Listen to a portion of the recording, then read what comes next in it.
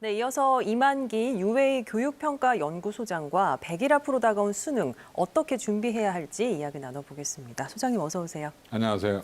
예, 작년에 이어서 올해도 코로나와 함께 수능을 치르게 됐습니다. 소장님, 지난해와 달라진 조치들도 많다고 하잖아요. 수험생들이 특히 어떤 점에 좀 유의를 해야 될까요?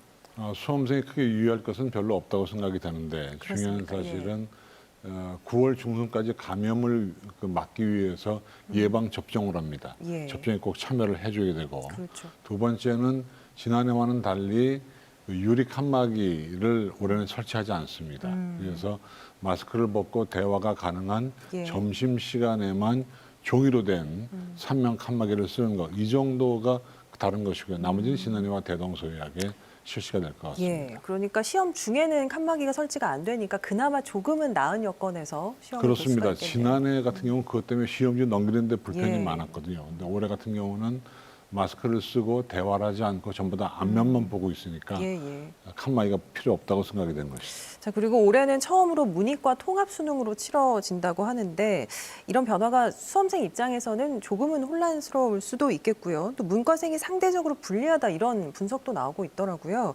첫 문이과 통합 수능 어떻게 준비하면 좋을까요? 지난 3월 학력 평가부터 말이 많았죠. 특히 예. 이제 문과생들이 많이 선택하는 확률과 통계 과목이 불리하다는 말이 많았는데, 근데 이미 그것은 이제 지금에 와서 선택 과목을 바꿀 수도 없는 일이기 때문에 예. 그냥 그 사실을 인정을 하고 다만 이제 점수를 높이는데 주안점을 둬야 되는데요.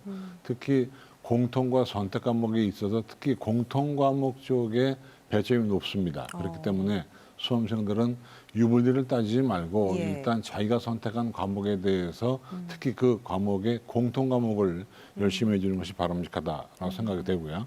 두 번째는 이제 수학이나 국어 선택 과목이 생기면서 영어에 대한 난도가 지금 관심거리가 되어 있습니다. 그런데 예. 대체로 지금 예상은 쉬울 거라고 예상은 하지만 그래도 혹시 모르기 때문에 철저한 준비가 필요할 것 같습니다. 예, 그러니까 선택해온 과목에서 좋은 점수 받도록 노력을 하고 공통 과목에서 고득점을 받을 수 있도록 노려라. 이렇게 그렇습니다. 정리를. 왜냐하면 과목의 구조가 공통 플러스 선택인데 특히 공통 과목의 배점이 높아요. 예. 그래서 선택 과목을 좀 불리한 걸 택했다 하더라도 공통 과목을 잘 보면 성적이 올라갈 수 있습니다.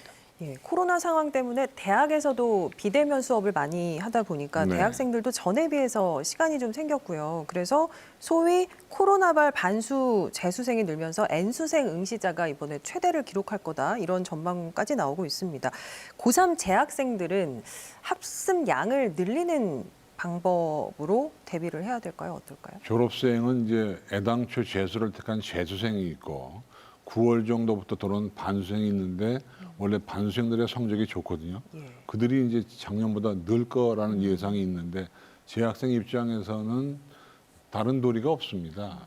다시 말하면 배가 부르기 위해서는 밥을 많이 먹어야 되는 것처럼 예. 성적을 올리기 위해서는 공부 많이 시간을 해야 늘리는 될까요? 예. 그러니까 절대 시간의 확보만이 졸업생과의 경쟁에서 이기는 길이기 때문에 예. 재학생들은 뭐 잠을 줄이거나 노는 시간을 줄여서 절대 시간을 확보하는 게 제일 중요한 겁니다. 알겠습니다.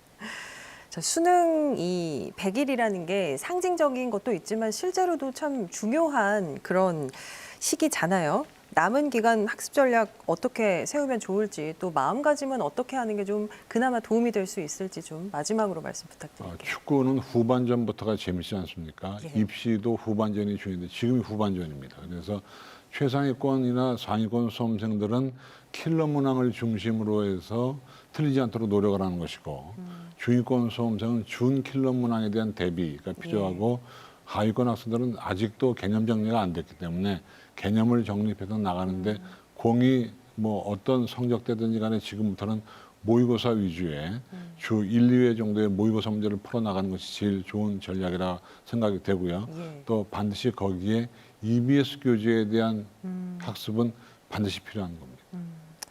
뭐 여러 가지 변수는 있습니다만 올해도 남은 기간 뭐 끝까지 집중력 유지하는 것이 역시 중요할 것 같습니다. 자, 이만기 소장님 말씀 잘 들었습니다. 감사합니다.